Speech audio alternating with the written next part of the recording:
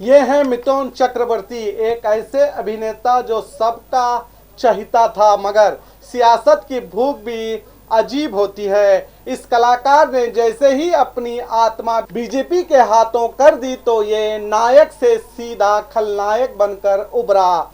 अपने बीजेपी के आकाओं को खुश करने के चक्कर में अपने ही पैर पर कुल्हाड़ी मार ली, वो भी 74 साल की उम्र में।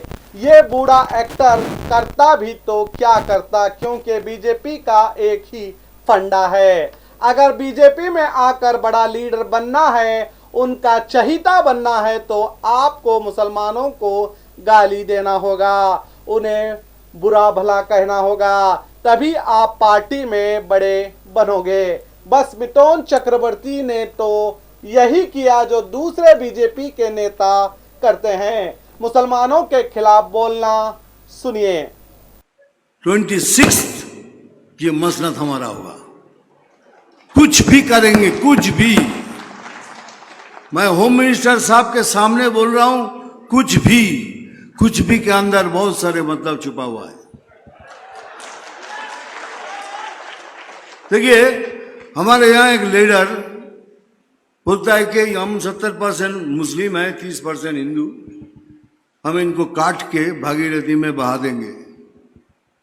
हमने सोचा चीफ मिनिस्टर कुछ तो बोलेगा कि ऐसी बात मत करो, किसी ने कुछ नहीं कहा। लेकिन हम चीफ मिनिस्टर नहीं है, लेकिन हम तो बोलेंगे तुम काट के भागीरथी में फेंक दोगे, लेकिन एक दिन आएगा जब हम तुमको काट के भागीरथी में नहीं, तो भागीरथी हमारी माँ है, पुण्य माँ है, तुमको तुम्हारी जमीन के अंदर तुमको फेंकेंगे उधर।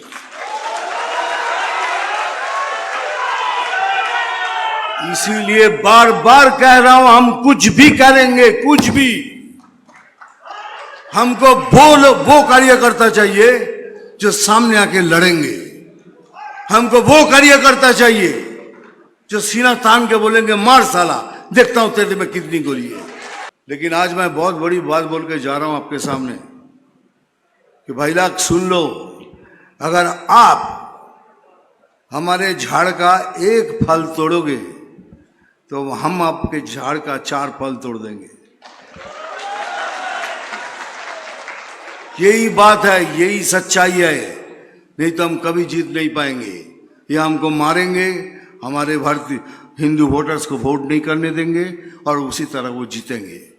अगर वो हमारे हिंदू वोटर्स को वोट नहीं दे सकते हैं, नहीं देने देते, तो अगले साल हम भी तैयारी करेंगे कि आपके वो वोटर्स भी वोट नहीं दे पाएंगे।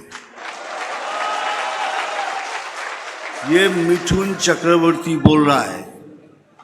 मिथुन चक्रवर्ती अभिनेता नहीं, वो 68 का मिथुन चक्रवर्ती आपको बोल रहा है, 28 साल का मिथुन चक्रवर्ती।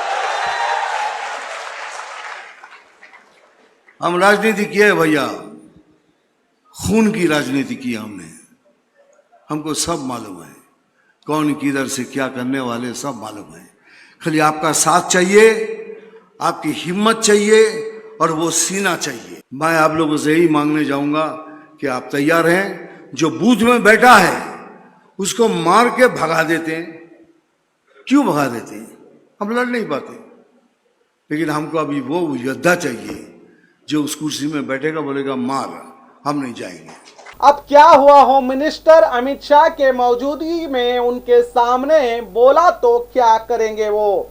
क्या कोई एक्शन तो लेने वाले थोड़ी हैं। उनका चेहरा तो देखिए कैसे मुस्कुरा रहे हैं, क्योंकि इनके टीम में एक और आ गया मुसलमानों को मारने के लिए, उन्हें जमीन में गाड़ने के लिए, नौजवानों को उकसाने वाला ये बूढ़ा तो अब 78 साल का बनकर बोल रहा था, क्योंकि आप नौजवान इसकी भाषण से इतना प्रभावित हो जाओ और मुसलमानों को सबक सिखाओ, ये इसका कहना था। मगर मेरे हिंदू नौजवानों, ये याद रखो, जब ये 28 साल का था तो इसने अपना कैरियर बनाने के लिए अदाकारी करने लगा और हिंदुस्तान का एक सुपरस्टार एक्टर बनकर उभरा।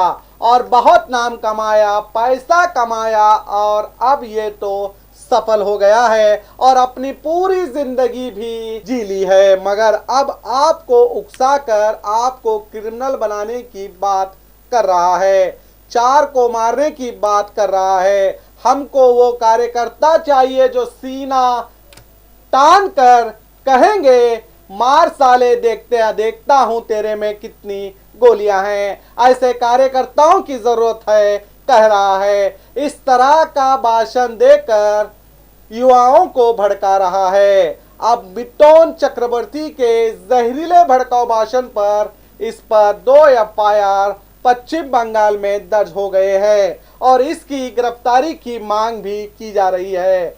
मगर क्या होगा, बीजेपी के नेताओं ने क्या पहली बार तो इस तरह की बात नहीं की और ना ही इन नफरती नेताओं पर कोई पहला FIR हुआ होगा। ऐसे कई नेता देश के हर राज्य में भरे पड़े हैं जो रोजाना जब तक मुसलमान, पाकिस्तान, टीपू सुल्तान इनकी जबान में नहीं आता, इन्हें खाना भी नहीं खाया जाता।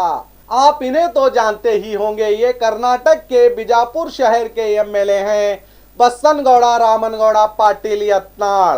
काफी अपने नफरती भाषणों की वजह से मशहूर भी हैं, मुसलमानों के खिलाफ बोलने में, और इनको एक देश से बहुत प्यार भी है, जितना उस देश के लोग भी अपने देश का नाम नहीं लेते होंगे उतना बार बार ये महाशय नाम लेते हैं अपने भाषण में, पाकिस्तान पाकिस्तान करके। मगर ये भी पहले एक सेकुलर नेता थे, मगर जैसे ही इनकी एंट्री भाजपा में हुई तो ये भी मुसलमानों के खिलाफ जहर उगलने लगे। मुसलमानों के खिलाफ हिंदू नौजवानों को उकसाते रहते हैं। अगर मिटोन चक्रवर्ती को देखें या बस्सनगौड़ा पाटिल को देखें तो दोनों में कोई अंतर दिखाई नहीं देता, क्योंकि वो भी अच्छी एक्टिंग करता है और ये भी अच्छी खासी एक्टिंग करते हैं। और एक्टिंग सिर्फ इसलिए है कि भाजपा के प्रमुख इनके भाषणों से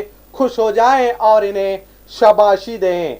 और वो हिंदू कार्यकर्ता, गरीब कार्यकर्ता इनकी एक्टिंग को हकीकत समझकर मुसलमानों को अपना दुश्मन माने, वक्त आने पर इन पर हमला करें और जेल चले जाएं, और ये नेता और इनके बच्चे इन पर राज करें, और इनके रचे हुए जाल में फंसे कार्यकर्ता जेल की 4 दीवारियों में अपने परिवार को याद करते हुए रोते रहें। और इन नेताओं का मकसद यही है कि विकास की बात ना करें, सिर्फ अपने हिंदू कार्यकर्ताओं को ये बताएं कि मुसलमान उनका दुश्मन है, ताकि नौजवान इनकी बातों में बड़े आसानी से आ सके और बिना सोचे समझे नफरत बांटने वालों को वोट करते रहें। जो अब ये हावेरी के शिग्गांव में इलेक्शन चल रहे हैं, वहां मुसलमानों के खिलाफ जहर उगल रहे हैं, क्योंकि इनके पास कोई विकास का मुद्दा ही नहीं है, सिर्फ हिंदू मुस्लिम करने के अलावा।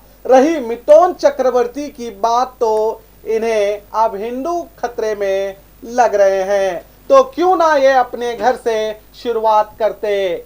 अपने घर में तो 3 हट्टे कट्टे बेटे इसके मौजूद हैं। इस बार चुनाव जीतने के लिए कुछ भी करेंगे, कुछ भी करेंगे, इसके अंदर बहुत सारा मतलब छुपा हुआ है। कहने का मतलब, किसी को मार कर, दंगे कराकर जीतना चाहते हैं तो अपने बच्चों को कुछ भी करने को कहो ना, क्यों दूसरों के बच्चों को भड़का रहे हो, क्यों दूसरों के बच्चों की जान के साथ खेल रहे हो।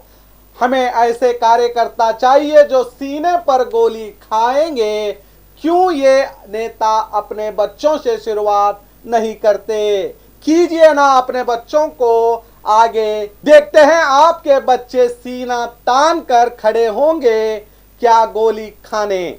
आपने किसी नेता का बच्चा किसी दंगे में मारा गया है, सुना है, कहीं देखा है? गाय रक्षा के नाम पर किसी की हत्या करते कभी कोई नेता का बेटा किसी दंगे में पत्थर फेंकने के आरोप में जेल गया है?